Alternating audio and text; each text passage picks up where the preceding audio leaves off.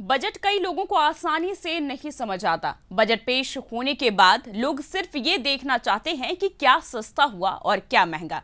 इसी के मद्देनजर हमने आसान भाषा में ये रिपोर्ट तैयार की है। देखिए ये खास रिपोर्ट।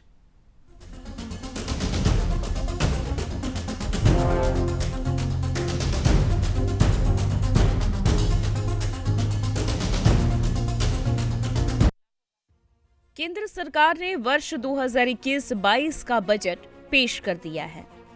अब लोगों की उम्मीदें राज्य सरकार के बजट पर टिकी है। झारखंड में 3 मार्च को वित्त मंत्री रामेश्वर उरांव बजट पेश करेंगे। बजट आसानी से कई लोगों के पल्ले नहीं पड़ता। बजट के बाद ज्यादातर लोग सिर्फ एक लाइन में यह जानना चाहते हैं कि क्या सस्ता हुआ और क्या महंगा। मिडिल क्लास लोगों की नजरें टैक्स में छूट पर होती है। अधिकतर लोग इससे इतर बजट को नहीं समझ पाते। ऐसे में लोगों को समझाने के लिए हमने आसान भाषा में इस रिपोर्ट को तैयार किया है। इस रिपोर्ट में हम आपको बजट की ABCD समझाने की कोशिश की है। सबसे पहले यह समझते हैं कि बजट क्या होता है। आसान भाषा में समझे तो बजट सरकार की आय और खर्च का पूरा लेखा जोखा होता है। केंद्र या राज्य सरकार एक साल में कितना खर्च करेगी और उसे कहां से राजस्व प्राप्ति होगी, बजट में इसकी पूरी जानकारी होती है। घर का बजट तैयार करने से पहले हम लोग यह देखते हैं कि हमारे पास कितना पैसा है और फिर उस हिसाब से बजट तैयार करते हैं। लेकिन केंद्र या राज्य सरकार पहले खर्च का बजट तैयार करती है, उसके बाद आय के स्रोतों पर फोकस किया जाता है।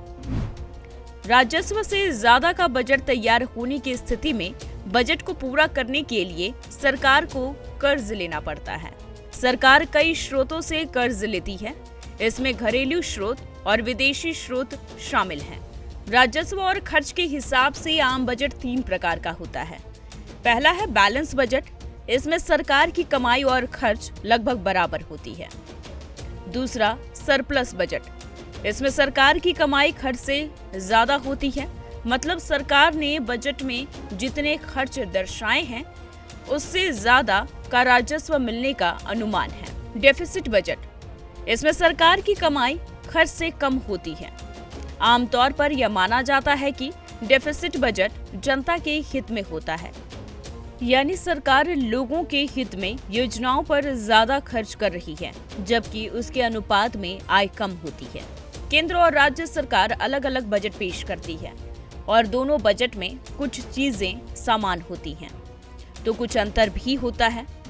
यूनियन के बजट में केंद्र सरकार के तहत चलने वाली सुविधाएं होती हैं, जैसे रेलवे, हवाई जहाज, केंद्रीय विद्यालय और विश्वविद्यालय और केंद्रीय अस्पताल। ये सारी चीजें राज्य सरकार के बजट में शामिल नहीं होती है। राज्य सरकार के बजट में राज्य के अंदर संचालित चीजों का ब्यौरा होता है, जैसे राज्य के सरकारी स्कूल, अस्पताल, कृषि, शिक्षा, बिजली इत्यादि।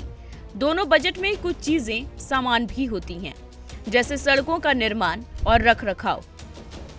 केंद्र और राज्य सरकार के बजट में एक बड़ा अंतर यह होता है, इनकम टैक्स केंद्र सरकार ही तय करती है। इसमें राज्य सरकार का कोई रोल नहीं होता है। अब आपको बजट से जुड़े कुछ खास टर्म बताते हैं। जीडीपी यानी ग्रॉस डोमेस्टिक प्रोडक्ट, इसे हिंदी में सकल घरेलू उत्पाद कहते हैं। जीडीपी किसी एक साल में देश में पैदा होने वाले सभी सामानों और सेवाओं की कुल वैल्यू होती है। जीडीपी का आंकड़ा अर्थव्यवस्था के प्रमुख उत्पादन क्षेत्रों में उत्पादन की वृद्धि दर पर आधारित होता है। जीएसटी। पहले केंद्र या राज्य सरकार कई तरह के टैक्स लगाती थी। इन सारे टैक्स को हटाकर एक टैक्स लाया गया और इसे नाम दिया गया जीएसटी। जीएसटी 3 तरह के होते हैं, CGST, SGST और IGST। SGST राज्य द्वारा लगाया जाता है, जबकि CGST और IGST केंद्र सरकार लगाती है। सेस भी एक तरह का टैक्स ही होता है जो केंद्र सरकार लगाती है, लेकिन यह दूसरे टैक्स से अलग होता है। सेस किसी खास मकसद से लगाया जाता है, जिसकी अवधि पहले से ही निर्धारित कर दी जाती है। सेस शिक्षा, स्वास्थ्य या किसी दूसरे स्कीम के लिए लगाया जाता है। इस टैक्स से मिलने वाला पैसा कॉन्सोलिडेटेड फंड ऑफ इंडिया में जमा हो जाता है। केंद्र सरकार इसे जहां चाहे वहां खर्च कर सकती है। आर्थिक सर्वेक्षण। केंद्र या राज्य सरकार के बजट से पहले आर्थिक सर्वेक्षण पेश किया जाता है। आर्थिक सर्वेक्षण देश की पिछले 1 साल की अर्थव्यवस्था पर एक विस्तृत रिपोर्ट होती है। इस महत्वपूर्ण दस्तावेज में अर्थव्यवस्था से संबंधित प्रमुख चुनौती और उससे निपटने का जिक्र होता है।